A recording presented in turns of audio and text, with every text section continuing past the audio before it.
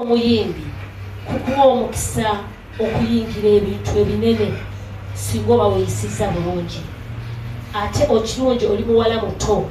ebisoomooza mu bawala abato bingi ddala wabula gwe oli waddembe okutunula ku biki by'olowooza byeyagala okoleko ogatteko ku kyoli kubanga okuyimbako kujja kugaziwa nnyo nga tokoowa kusoma tokoowa kugattako kwegamba bw'onookola ekyo bijja kukuumira mu art mu kitiibwa ne ssente ne byonna. Ekyokubiri Katonda yanyamba neefumbira omwami gwe bayita Christopher Muganga akolanga consultant mu kitongole ekya National Curriculum Development Center. Mbadde naye emyaka egisukka 28 nakyo nkyebaliza Katonda nti n'obufumbo bunnyambye okunkumaakuma n'embeera omukyala aweerwa ekitiibwa. Okyali muwala muto saagala opape kufumbirwa kuba njagala weetegereze nsaba weetegereze omuntu Katonda gw'anakuwa asaanidde. Nina abaana babiri omu ye wange Christopher akola ne Uganda Breweries nga human resource mukama we ye mukyala Agnes naye ate n'omuwala omuto bamuyita Matilda muyimbi muto naye ajja stage nemye bagiyita Matiwiti kati nsaba nakyo Katonda akikuwe. Ennaku zino abavubuka temwagala bifumbo mulabanga obuzitowa naye ate nabwo obuyamba nze omwami owange si muyimbi oba oliawo nakyo kyanyamba nze okusobola naye ate kirina okusomoza kuba ndi mukyala ayingira ekiro ssaawa 10 kyoyambirwa eggwa n'olwekyo okuba n'omwami asobola okungumiikiriza paka leero si kintu kitono. Catherine olabika bulungi oli muwala muto nsaba otunuulira obufumbo bunabwo nga bwakitiibwa era nkakasa nti Katonda bw'anaabukuwa tugenda kubeera basaale abaliweerawo okulambika okikola otya era nakyo kifune kubanga batono nnyo abakifuna buli muntu yalyagadde okifuna naye takifuna. Omuyimbi bw'abeera n'obufumbo abeera n'ekitiibwa kinene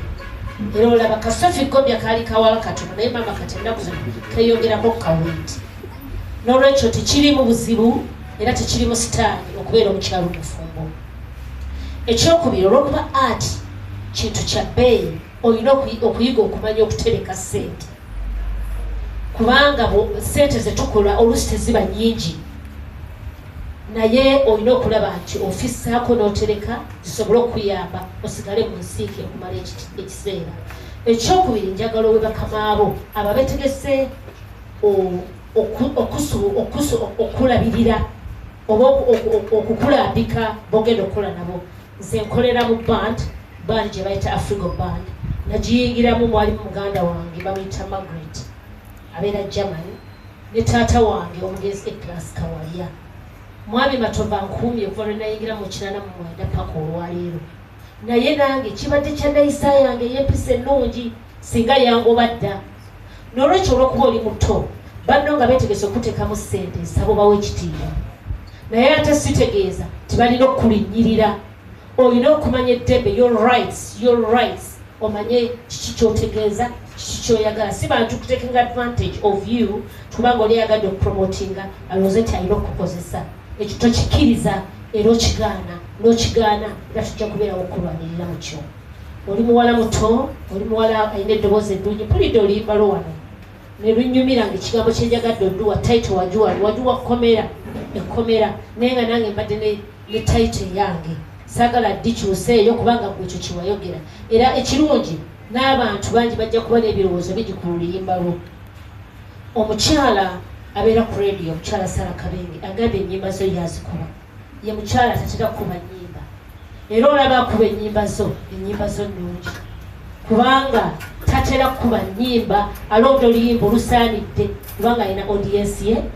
ebiwulira. N'olwekyo Catherine ffe tukwagaliza omukisa omulungi ozze mu ati ennaku zino Ssaabasajja Beene yatugamba tugula omulembe gw'abavubuka era oli omu ku bavubuka abafunye omukisa okufuluma mu kaseera kano akalimu byonna